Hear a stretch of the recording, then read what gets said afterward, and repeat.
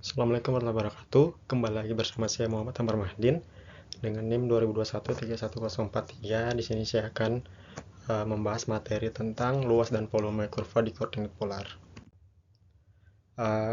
Koordinat polar adalah sistem koordinat dua dimensi di mana setiap titik pada bidang ditentukan oleh jarak dari suatu titik pusat atau disebut sebagai titik asal atau pola dan sudut dari sumber referensi. Dalam sistem koordinat polar, suatu titik dinyatakan sebagai R dan θ, di mana R adalah jarak dari titik asal dan θ adalah sudut antara garis yang menghubungkan titik tersebut dengan titik asal dan sumbu referensi atau biasanya sumbu X. Luas di koordinat polar, untuk menghitung luas daerah yang dibatasi oleh kurva dalam koordinat polar, kita menggunakan integral dengan rumus luas sama dengan 1/2 integral dari batas atas beta dan batas bawahnya A dengan R kuadrat dθ, di mana R sama dengan Fθ adalah persamaan kurva dalam koordinat polar dan A dan beta adalah batas sudut. Kemudian ada volume di koordinat polar.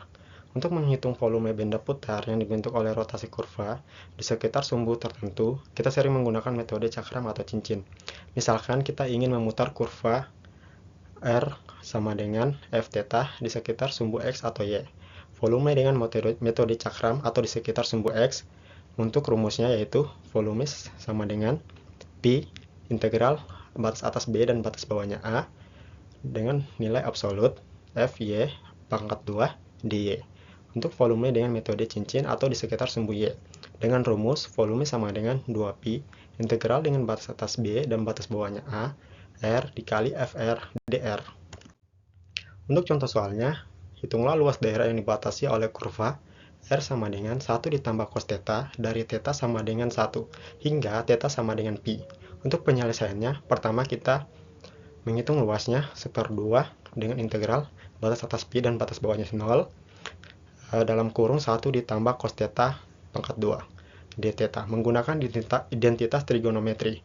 Untuk rumusnya yaitu luas sama dengan 1 ditambah cos θ kuadrat dθ menggunakan identitas trigonometri 1 ditambah cos θ akar kuadrat sama dengan 1 ditambah 2 cos θ ditambah cos kuadrat θ, sehingga menghasilkan cos kuadrat θ sama dengan 1 ditambah cos 2θ diper 2.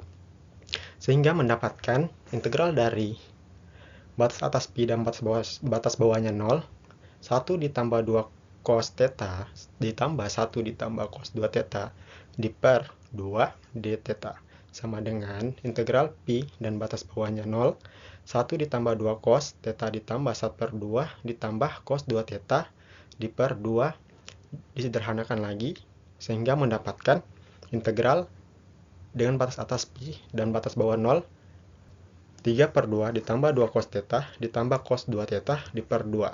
Kemudian dengan nilai absolut 3/2 θ ditambah 2 sin θ ditambah sin 2θ diper 4 dengan batas atasnya pi dan batas bawahnya 0, mendapatkan hasil 3/2 θ ditambah 2 sin θ ditambah sin 2pi diper 4 dikurang 3/2 0 ditambah 2 sin 0 ditambah sin 0 diper 4 sehingga menghasilkan 3/2 pi. Sekian dari materi tersebut. Wabillahi taufiq wal hidayah. Wassalamualaikum warahmatullahi wabarakatuh.